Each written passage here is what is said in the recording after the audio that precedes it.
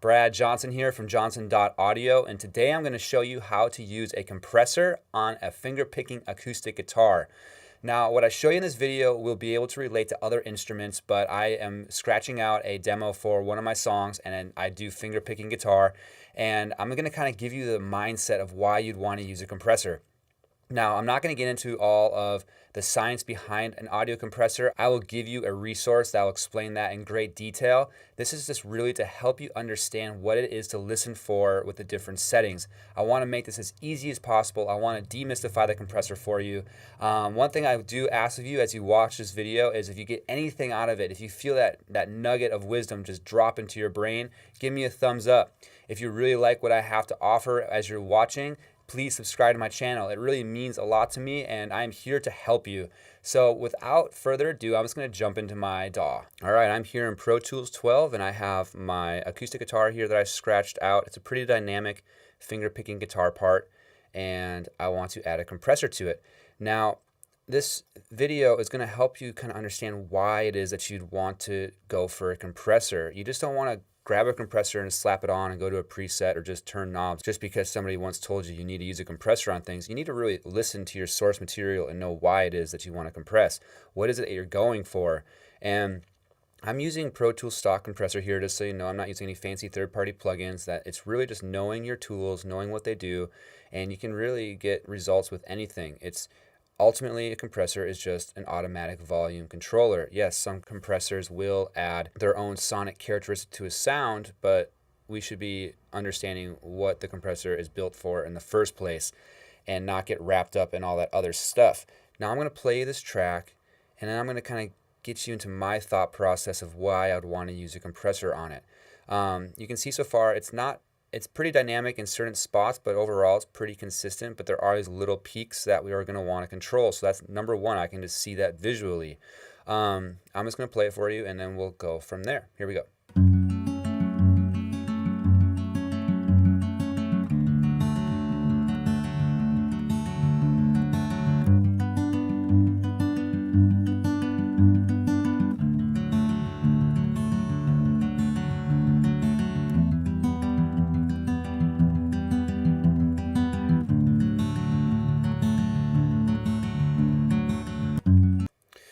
All right, so when you're listening to that, you might just be thinking, oh, that sounds good.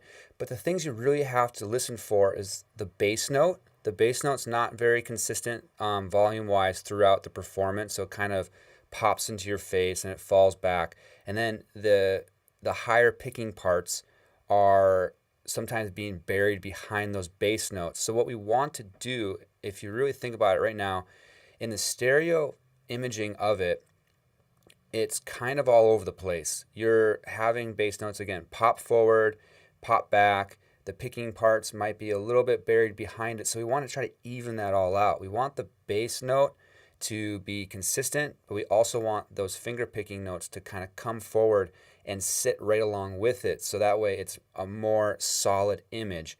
Now, I'm going to kind of show you my thought process here with this compressor. I kind of already have the settings that I liked for it, so I'll just kind of start there, and then I'm going to kind of start tweaking things and kind of show you what like attack would do to the sound, what the release will do to the sound, the knee, all that kind of stuff. So first of all, I'm doing a soft knee. A soft knee is going to be up here. It's a little more gentle. If I do this, it goes harder. The reason why I'm doing a soft knee is because I want my compression to be a little bit more gentle. I don't want the aggressive hard knee sound because this is a nice acoustic guitar part and I don't want it to sound like it's being compressed. I just want the notes to be heard. The attack is definitely going to be the knob that I want to pay attention to when it comes to those bass notes, because those bass notes are going to have the most energy and it's going to trigger the compressor the easiest, and the attack. So if I have a really fast attack, it's going to really grab those bass notes. But again, I don't want to be too aggressive on my attack, because if I grab it too quickly, you're going to hear that compression and it's going to suck the life out of those bass notes. And I'll show you what that looks like here in a second. And the release is really going to be for those faster picking parts, the higher picking parts, because the release is really going to play with those transients and that dynamic. It's really quick. So if I have a fast release, you're going to get more of the popping of the notes. If I have a slow release, you're going to kind of even it out, but you might make those notes swim in compression, which might not be the right thing for this particular track. The threshold's really just making sure that you're not getting a crazy amount of gain reduction. Again, I like to see gain reduction around -3 to -6, maybe those peaks getting up to the -6, because anything more than that, you're just over compressing. We want to keep the life of the performance, and then ratio is really just kind of to taste as well. It's just what sounds right to your ear. And then the gain makeup is just making sure that your uncompressed signal and your compressed signal are remaining the same level. So we're just going to listen to what it is that I did, and then we'll flip back and forth. So here we go.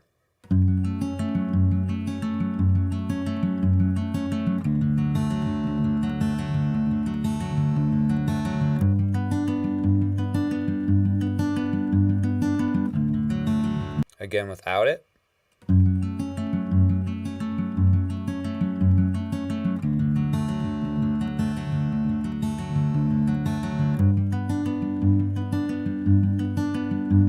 Do one more time with.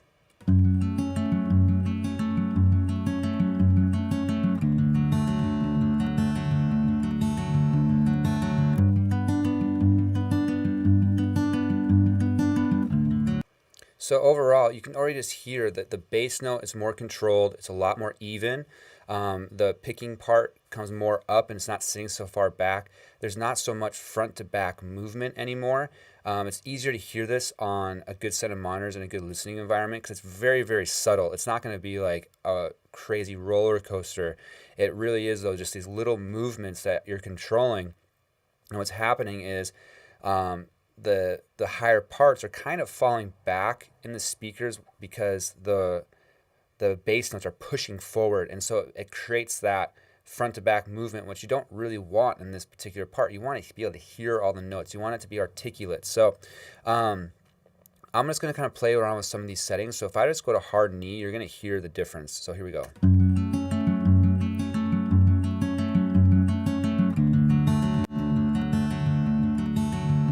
It's very, you don't really hear the compressor here.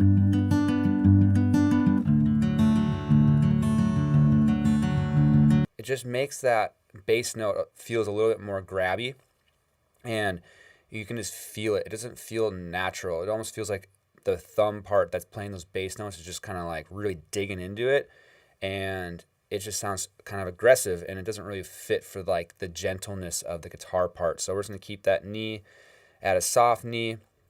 Now let's listen to the attack, and we'll hear just kind of what it does to the bass note when I play around the attack. And when I do this, it's going to make the compressor react a little differently, so I might have to adjust some settings over here when I do it. So just know I'm adjusting settings just to try to keep it at the right level from these other settings. So here we go.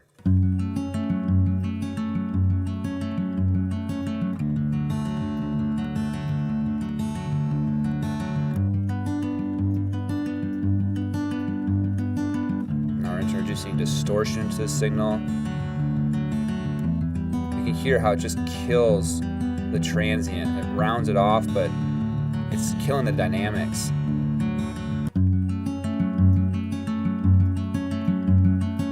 And that's just too much. Not even getting any compression over here, so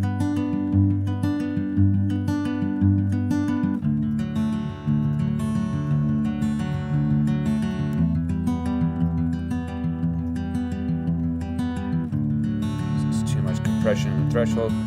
So you can hear when I was moving that attack faster, it really rounds off the transients, which in some instruments that's pretty cool, like on a bass guitar and stuff, and it will make things sit back a little more because you're having less energy popping out. You got to think about it, front to back movement. If the attack is grabbing that transient really quickly, you're not going to get a lot of that forward movement because you're really controlling the dynamics. The volume's not increasing. And so it's going to sit back a little bit more in the speakers. And that can be really cool for like a bass guitar. But for this guitar part, you still want to kind of keep that dancey transients in that part. So you don't want to have those transients getting killed right away. You kind of want to let them through. It's just about controlling them. It's about making sure that all notes are articulate. So that's why I'm having my attack set to a little bit more of a medium attack. It's not super fast where it's killing the transients, but not super slow to where it's letting all those transients through, and again, leaving that bass note a little inconsistent. We want to try to keep it there. Now we're going to move on to the release, and I'm going to show you kind of what the release does and really listen to the higher picking parts when I'm playing with the release. So here we go.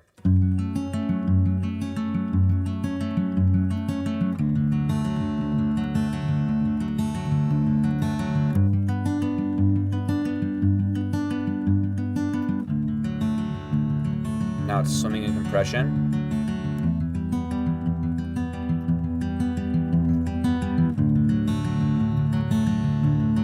Now we're hardly getting any kind of gain reduction because it's just, the compressor is releasing so quickly.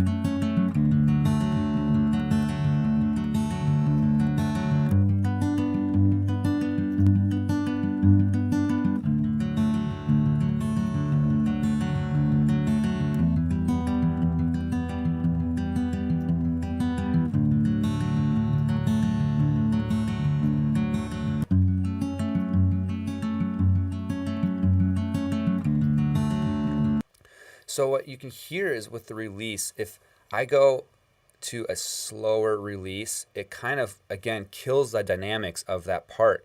Those picking notes kind of fall back into the mix and kind of fall back into themselves just because the compressor has no time to, like, you know, go back to normal. So it's just kind of swimming in that compression, which again kind of makes it gooey, but that's not really what you want for this part because you still want to maintain those transients. And as you start to, you know, make the release a little faster, you notice those notes pop out more and they're more articulate, and it almost feels like it balances out with the bass notes, so the bass notes aren't overpowering and masking those other notes. So it's really important. You can kind of hear it's very, very subtle, but these are the things you got to be thinking about. If you just slap on a compressor, you could be really, you know, messing up the performance. You want to make sure that the performance shines, and we're making the part enhanced. We're not using the compressor as the instrument. The compressor is a support to the instrument and the performer. So again, I'm just going to kind of play that for you and just let you listen to that.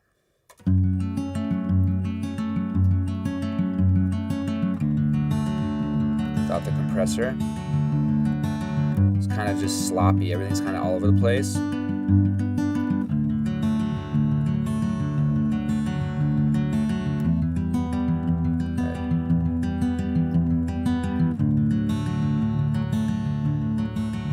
Kind of falls back in itself.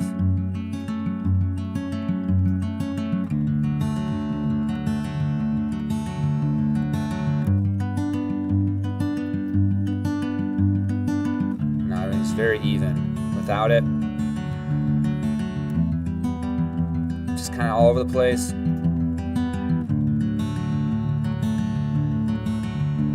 I really like that. I think it just kind of, you know, really just tightens up the imaging of it. Everything, you can hear all the notes nice and articulate, and nothing's overpowering anything, and it just is nice and even.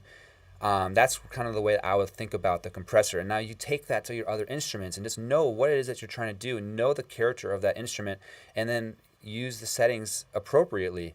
All right, thank you so much for taking your time to watch this video. I hope you got something out of it. Please leave me a comment below if you have any questions or you just want to reach out and say hello. I would love to hear from you. If you got something out of this, again, please give me a thumbs up and hit the subscribe button. To all my other subscribers, I appreciate your continued support. I am Brad Johnson at johnson.audio, where I help you sing your story, mix your mission, and master your message. I will see you on the next video. Bye.